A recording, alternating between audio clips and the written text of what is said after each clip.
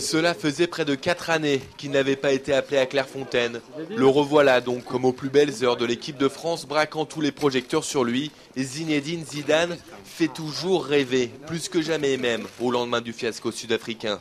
Et ça, Laurent Blanc l'a bien compris.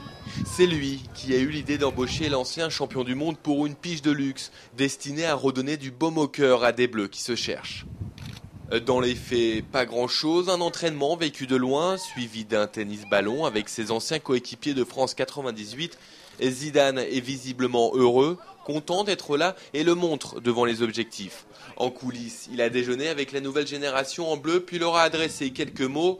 Et c'est à peu près tout, alors est-ce suffisant pour redonner le goût de la victoire ? Moi je suis là parce que Laurent Blanc m'a simplement dit de venir passer un moment avec eux. Moi je suis ravi d'être là.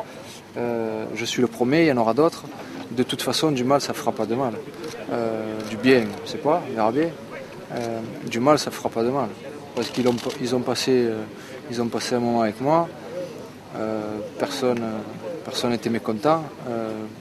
Après, comme vous dites, peut-être que ça ne change rien. Et puis, c'est pas le but en même temps.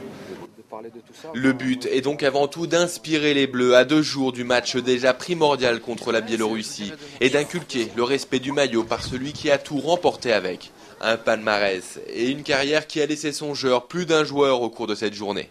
C'était cool, moi c'est la première fois que je rencontre Zidane et en tant que défenseur c'est un plaisir de rencontrer quelqu'un comme ça. Il a eu l'occasion de nous faire un petit speech à la fin d'une petite vidéo concoctée pour lui et tout ce qu'il a pu gagner en sélection.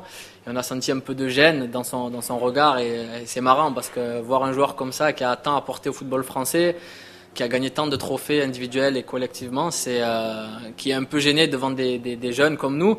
On se dit qu'on a beaucoup à apprendre d'un gars comme ça. C'est des icônes dans le football français, donc on a envie de s'inspirer de ce qu'ils ont fait. Même si le chemin est long quand même. Mais l'opération de communication a ses limites, car les Bleus devront se débrouiller seuls vendredi soir contre la Biélorussie. Mais le magicien de 38 ans qui fait encore figure de grand frère espère néanmoins que son message sera lui bien passé sur le terrain.